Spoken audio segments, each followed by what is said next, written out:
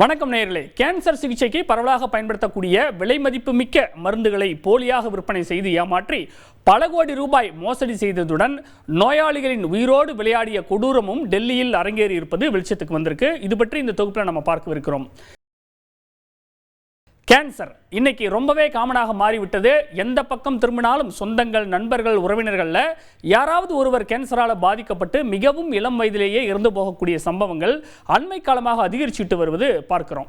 அதே நேரத்தில் மருத்துவத்துறையின் அபரிமிதமான வளர்ச்சியால் ஒரு காலத்தில் தீராத நோயாக இருந்த கேன்சரை முன்கூட்டியே கண்டுபிடிச்சு முழுமையாக குணப்படுத்த பல பரிசோதனை முறைகளும் சிகிச்சைகளும் பலன் கொடுக்கின்றன.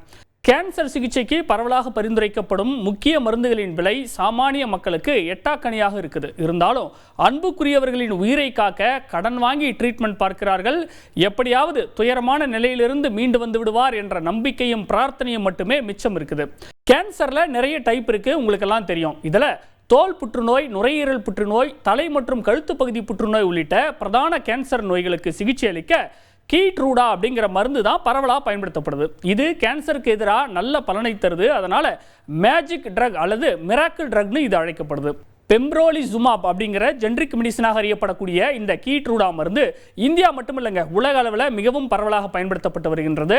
இந்த மருந்து கேன்சர் நோயாளியின் உடலுக்குள்ள செலுத்தப்பட்டால் உடலின் சொந்த நோய் எதிர்ப்பு மண்டலம் கேன்சர் செல்களை அடையாளம் கண்டு அழிக்க வைக்குது. இப்படியாக கேன்சர் குணமாகுது. இதுக்கு இம்யூனோதெரப்பி இன்ஜெக்ஷன் அப்படின்னு பேர். இந்த மருந்துகளில் தான் டெல்லியின் சில மருத்துவமனைகள் போலியான குப்பிகளை கொடுத்து மோசடியில் ஈடுபட்டிருக்கும் சம்பவம் வெளிச்சத்துக்கு வந்திருக்கு.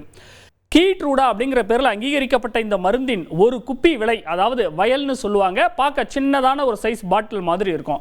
இந்தியாவில் 1.5 லட்சமிலிருந்து 2 லட்சம் ரூபாய் வரைக்கும் விற்பனை செய்யப்படுகின்றது. அதனால் ஏற்கனவே ஏழை எளிய நோயாளிகள் வாங்க முடியறதில்ல. உதாரணமாக 6 மாதம் ஒரு நோயாளிக்கு இந்த இம்யூனோதெரப்பி மருந்தை சிகிச்சைக்கு வாங்கினா அவருக்கு எவ்வளவு செலவாகும் தெரியுமா?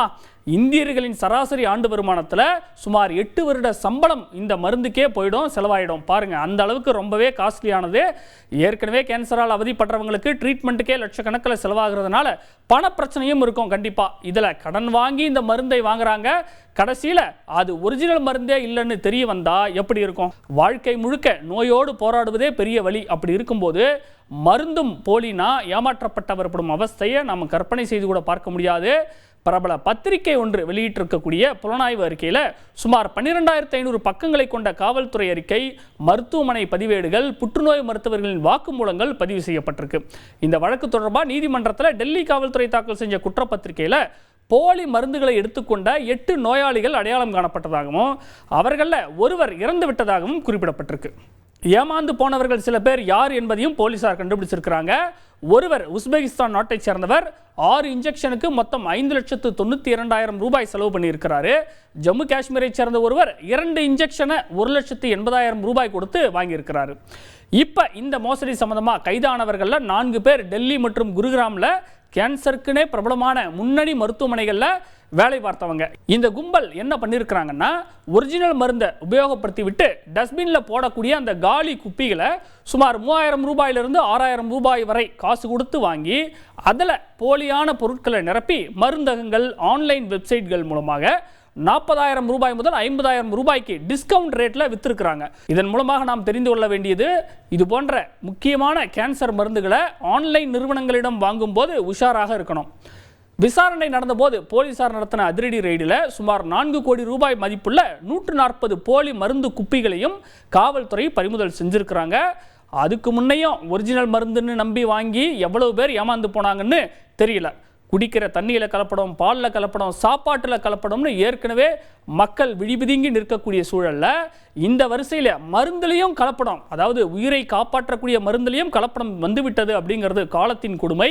இது ஒரு பக்கம்னு பார்த்தா இன்னொரு பக்கம் பாருங்க, இந்த கீட்ரூடா மருந்து குறைந்தபட்சமே 200 mg தான் விற்பனை செய்யப்படுது. இது தேவைக்கும் அதிகமானது அப்படின்னு சில மருத்துவர்கள் சொல்கிறாங்க. அதனால் தேவையில்லாமல் நோயாளிக்கு செலவு மேல் செலவு தான் அதிகமாக ஆயிட்டு இருக்கு அப்படின்னு சுட்டி காட்டப்பட்டிருக்கின்றது. 2014 1 கிலோ எடைக்கு 2 mg கணக்கில் போடணும் அப்படின்னு சொல்லப்பட்டது. ஆவரேஜாக ஒருத்தர் 60 கிலோ எடை இருந்தால் 120 mg எடுத்துக்கணும். அதுக்கப்புறம் 2016 இந்த எடையெல்லாம் கணக்கு இல்லை, ஒருத்தர் எந்த எடையாக இருந்தாலும் சரி எல்லோருமே 200 mg கண்டிப்பாக போடணும் அப்படின்னு மாற்றப்பட்டது. மருந்து நிறுவனம் அதிகம் சம்பாதிக்கக்கூடிய எண்ணத்தில் தான் இப்படி செய்திருப்பதாகவும் சர்ச்சை வெடித்தது குறிப்பிடத்தக்கது. இந்த நேரத்தில் நம்மிடையே புற்றுநோய் சிகிச்சை நிபுணர் கிருபா சங்கர் இணைகிறார். அவரிடம் பேசலாம். சார் வணக்கம், இணைப்பில் இணைந்தமைக்கு நன்றி. சார், பொதுவாக இந்த கேன்சருக்கு பயன்படுத்தக்கூடிய இந்த கீட்ரூடா மருந்து எந்த அளவுக்கு எஃபெக்டிவா இருக்கும்? ஸோ இது கீட்ரூடா அப்படின்னு நம்ம சொல்லும் போது அது கம்பெனியோடைய பேரு. அது மருந்தினுடைய ஆக்சுவல் பேர் வந்து பெம்ப்ரோலிசுமேப் அப்படிங்கிறது அதனுடைய பேர். அது ஒரு மோனோக்ளோனல் ஆன்டிபாடி. அது இம்யூனோதெரப்பி அப்படிங்கிற கிளாஸ் ஆஃப் ட்ரக்ஸை சார்ந்தது. இம்யூனோதெரப்பியில PD1 அப்படின்னு சொல்லுவோம். அதாவது ப்ரோக்ராம் டெத் 1 அப்படிங்கிறது அந்த PD1 விரிவாக்கம். இந்த ரிசெப்டார்ல தான் இந்த மருந்துகள் போய் வேலை செய்யுது. ஸோ இந்த ரிசெப்டார் சேச்சுரேட் ஆயிடுச்சு அப்படின்னா நமக்கு நம்ம உடம்புடைய ஓன் எதிர்ப்பு சக்தியை அதிகரிக்க வச்சு அதை போய் இந்த கேன்சர் செல்ஸை கண்டறிய வச்சு கொள்றதுதான் இந்த மருந்தினுடைய உடம்புல T செல்ஸ்ன்னு சொல்றோம் இல்லையா, அந்த T செல்ஸை ஆக்டிவேட் பண்ணி அது போய் நமக்கு கேன்சர் செல்ஸை அழிக்க வைக்கிறது தான் இந்த மருந்தினுடைய வேலை. இது எஃபெக்டிவான மருந்து தான். இது கடந்த ஒரு 10 வருட காலமாக நம்ம இந்தியாலையும் சரி தமிழ்நாட்டிலையும் சரி பரவலா யூஸ் பண்ணக்கூடிய ஒரு மருந்து. நிறைய புற்றுநோய்கள், அதாவது நம்ம உதாரணத்துக்கு சொல்லணும் அப்படின்னா சாலிட் டியூமர்ஸ் சொல்றோம், அந்த உறுப்புகள்ல வரக்கூடிய புற்றுநோய், ஸ்கின் கேன்சரா இருக்கட்டும் அல்லது லங் கேன்சரா இருக்கட்டும் அல்ல கிட்னி கேன்சரா இருக்கட்டும், இந்த மாதிரி நிறைய கேன்சர்ஸ்ல எஸ்பெஷலி ஸ்டேஜ் 4 மெட்டாஸ்டாட்டிக் கேன்சர்ஸ்ல தான் இது நமக்கு பெரும்பாலும் யூஸ் பண்றோம். இது யூஸ் பண்றதால நமக்கு வியாதியை கட்டுப்பாட்டிலையும் வைக்க முடியுது, மக்களை இன்னும் கொஞ்சம் நாட்கள் நீடிச்சு வாழ வைக்கவும் முடியுது. அதாவது சர்வைவலையும் இம்ப்ரூவ் பண்றோம், குவாலிட்டி ஆஃப் லைஃபையும் இம்ப்ரூவ் பண்றோம், ரெஸ்பான்சஸும் பெட்டரா இருக்கு. இதுதான் என்ன நட்ஷல் நமக்கு இந்த கீட்ரூடாங்கிற மருந்து பத்தி. இப்படி போலியான மருந்தை போடும்போது ட்ரீட்மெண்ட்ல எந்தவித முன்னேற்றமும் இருக்காது. அப்போ ஒரு டாக்டரால அதை கண்டுபிடிக்க முடியாதா? இது என்ன பிரச்சனைன்னா, இப்ப நம்ம இந்த மருந்து கொடுக்கும்போது உதாரணத்துக்கு சொல்றோம் 30% ரெஸ்பான்ஸ் ரேட்னு சொல்றோம். அதாவது 10ல் 3 பேருக்கு தான் அது வேலை செய்யும்னு நம்ம சொல்றோம். தோராயமா சொல்றேன், ஒரு எக்ஸாம்பிளுக்கு சொல்றேன். ஸோ இப்போ மீதி 7 பேருக்குமே அது வேலை செய்யாம போகலாம். ஸோ அது வந்து நம்ம மருந்து எஃபெக்டிவ்னஸ் இல்லாதனால வேலை செய்யலைன்னு சொல்ல முடியாது. அவங்களுடைய உடம்பினுடைய தன்மைக்கும் அவங்களுடைய புற்றுநோயினுடைய எந்த ஒரு புற்றுநோய் இருந்தாலும் அது என்ன தன்மை, என்ன வீரியம், என்ன டைப், எந்த ஸ்டேஜ், என்ன ரிஸ்க்னு சொல்றோம் இல்லையா. ஸோ அதை பொறுத்தும் சம்டைம்ஸ் அது வேலை செய்யாம போகலாம். ஸோ மருந்து வேலை செய்யலை அப்படின்னா அது கண்டிப்பா போலி மருந்தா தான் இருக்கணும் அப்படிங்கிறது கண்டிப்பா மருத்துவரால கண்டுபிடிக்க முடியாத ஒரு விஷயம். ஏற்கனவே பயன்படுத்தி தூக்கி எறியப்பட்ட அந்த காலியான வயல்ஸை மறுபடியும் ரீயூஸ் பண்ணி இந்த மோசடி நடந்திருக்கு. இதை தடுக்க என்ன வழி இருக்கு? இப்ப இது எங்க இந்த பிரச்சனைலாம் ஆரம்பிக்குதுன்னு பாத்தீங்கன்னா, இது எல்லாமே MNCs மல்டிநேஷனல் கம்பெனிஸ் உருவாக்கக்கூடிய மருந்துகள். அந்த யூஎஸ்ல இருந்து தயாரிக்கப்பட்டு நம்ம இந்தியாவிலையும் வந்து அங்கீகரிக்கப்பட்டு நம்ம DCGIங்கிற சொல்ற நம்ம ட்ரக் கண்ட்ரோலர் ஜெனரல் ஆஃப் இந்தியாங்கிறவங்களும் நம்ம அங்கீகரிக்கப்பட்டு இந்த மருந்துகள் நம்ம யூஸ் பண்றோம் இந்தியாவில். இப்போ இந்த மருந்துகள் எல்லாமே ஒவ்வொரு வாட்டியும் நம்ம ஒரு பேஷண்ட்டுக்கு கொடுக்கும்போது இதை என்ரோல்மெண்ட்னு சொல்லுவோம், இதை பேப்னு சொல்லுவோம், பேஷண்ட் அசிஸ்டன்ஸ் ப்ரோக்ராம் அப்படின்னு சொல்லுவோம். அதாவது அந்த பேஷண்ட்டுடைய ஆதார் கார்டு முதற்கொண்டு நம்ம சப்மிட் பண்ணிட்டு அதுக்கப்புறம் ஒரு 1 டைம் பாஸ்வேர்டு OTPங்கிறது ஒன்று ரிலீஸ் ஆகும். அது ரிலீஸ் ஆகி ட்ரீட் பண்ற டாக்டருக்கும் ஒரு மெயில் வரும். இவ்வளவு தூரம் ஒரு ஸ்ட்ரிஞ்சன்ட் ப்ராசஸ்க்கு அப்புறம், ஏன்னா இதுக்கு வந்து ஃப்ரீ வயல் உண்டு, 100 மில்லிகிராம் வாங்கினா 100 மில்லிகிராம் ஃப்ரீங்கிற ஆஃபர் உண்டு. அது கம்பெனில இருந்து எல்லாத்துக்குமே உண்டு. இந்த ஃப்ரீ மருந்தை அவங்க வந்து ஒப்படைக்கிறதே பேஷண்ட் கையில தான் டைரக்டா கொடுக்கணுங்கிறதும் உண்டு. சோ இந்த மாதிரி நடக்கும்போது இந்த பிரச்சனைகள் எதுவும் வராம இருக்கணுங்கிறது தான் இப்படி ஒரு முறையை கொண்டு வந்திருக்காங்க.